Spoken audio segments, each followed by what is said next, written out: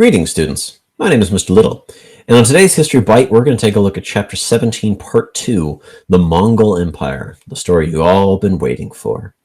By the end of this History Bite, you will be able to answer the following essential questions. How did the Mongol Khanates differ from existing state forms during this time? And how did the Mongol Khanates build their states so quickly, and how did they maintain their states once they had built it? So, who were the Mongols? Well, the Mongols were a series of nomadic clans north of what is today China.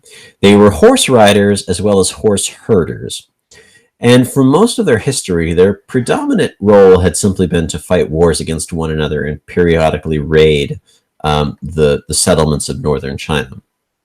However, in the early 1200s, a very young, charismatic leader named Temujin, who's got a very interesting backstory, but he unites all of the Mongol clans in 1206, and he builds a unified fighting force. And much like the Prophet Muhammad, he also sought to sort of undo the traditional clan loyalties and build a fighting force that was loyal to him alone. For his efforts, he was given the title of Supreme Khan, Khan being the title for leader, and what he's more famously known as Genghis Khan, or Chinggis Khan, means that he's simply the Supreme Khan over all the other Khans. And so the Supreme Khan then launches an expedition to secure the rule of his people, but this expedition ends up building an empire that will dominate most of Eurasia for the next 100 and its descendants for multiple hundreds of years. So you may be wondering, how did a bunch of horse nomads, who may have never numbered more than 100,000, manage to conquer such a vast territory?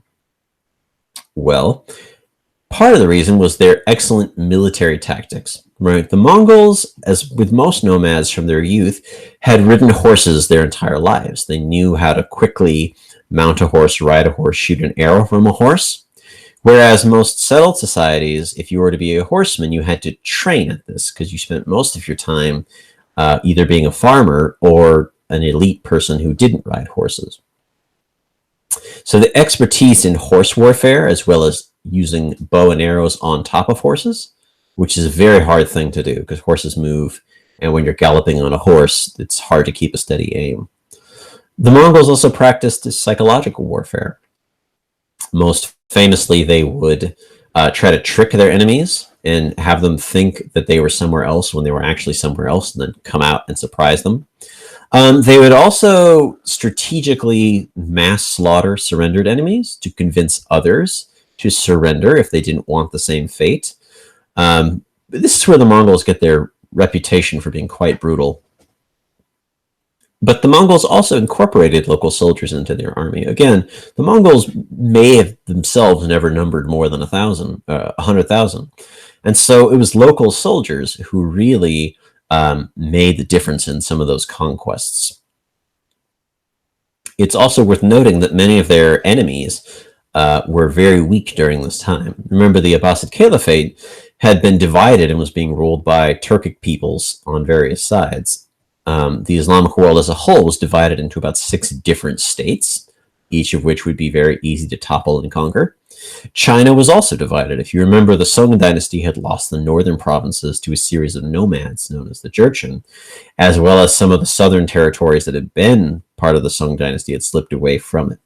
And so the Mongol Empire, when it began to rise, was benefited by the fact that many of its enemies were also divided and weak. And here's a map of the extent of the Mongol Empire and its later divisions. So, how do you run a massive empire, though? Remember that nomads don't have a lot of experience running large settled empires.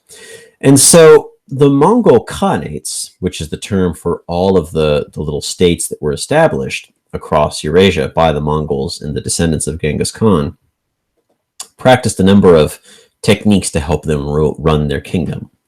Kublai Khan, who was the grandson of Genghis Khan and was ruling China, is an interesting case study.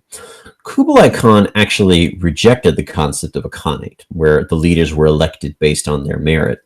And Kublai Khan actually formed a dynasty in the traditional Chinese sense of the word.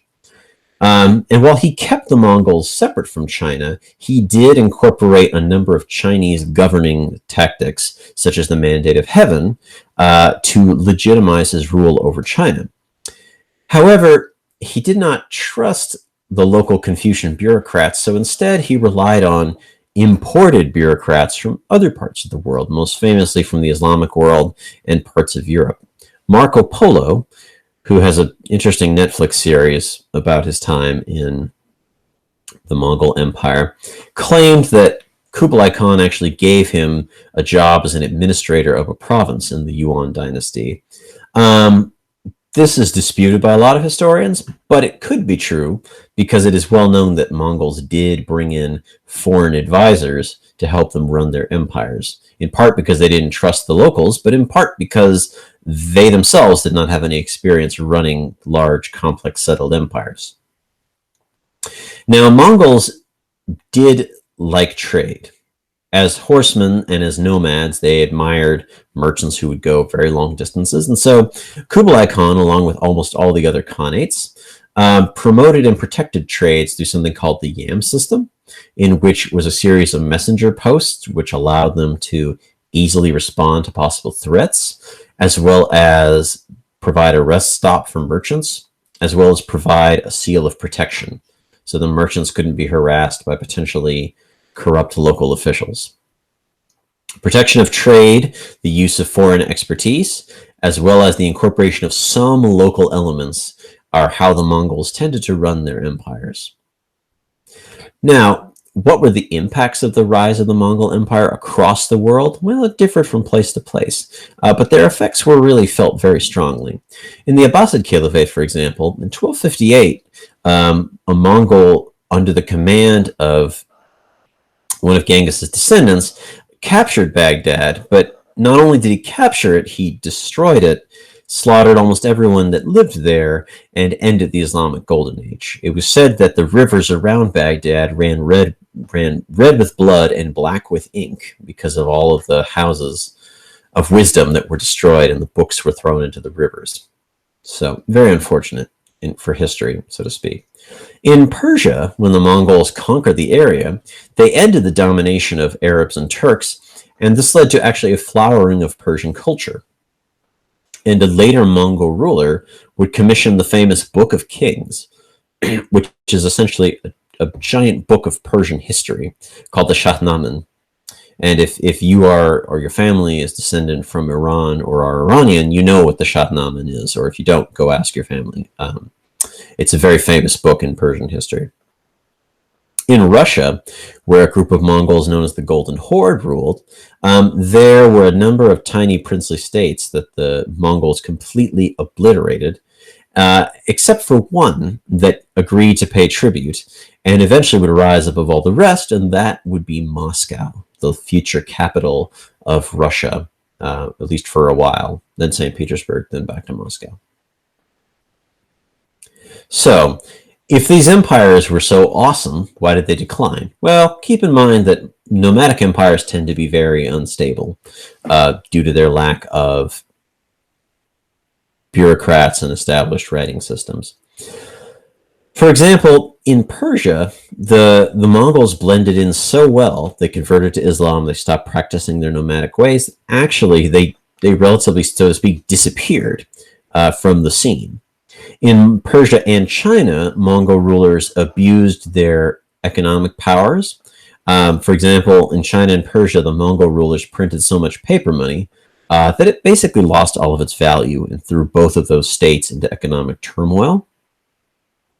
While Mongols may have imported foreign expertise, they did not know how to run an economy very well. Heavy taxation on peasants also began to strain economies. The Mongols tended to require huge armies to keep their subjects at bay if they were not particularly popular, and the heavy taxes tended to leave a lot of peasants very discontented. And then finally, the rise of the Black Death in the 1300s really weakened the Mongol armies because so many of their soldiers began to die from the plague. Last but not least, time and history were kind of turning against the Mongols, specifically the diffusion and perfection of a new technology called gunpowder. Now, the Mongols themselves did use gunpowder, but they tended to stick with their horses and horse archers. And eventually, guns became so good that they were able to defeat the Mongols and eliminate their horse archer advantage. Most famously, the Russians did this in the 1500s, defeating the Mongols that were ruling over Russia. And so, cultural assimilation, ineffective governance, and new technologies effectively led to a decline and end of the Mongol Empire. But that's not the end of the story, and we'll come back to that later. You should be able to answer the 2 essential questions from the beginning. Thank you so much for joining me for this bite of history, and I hope to see you next time.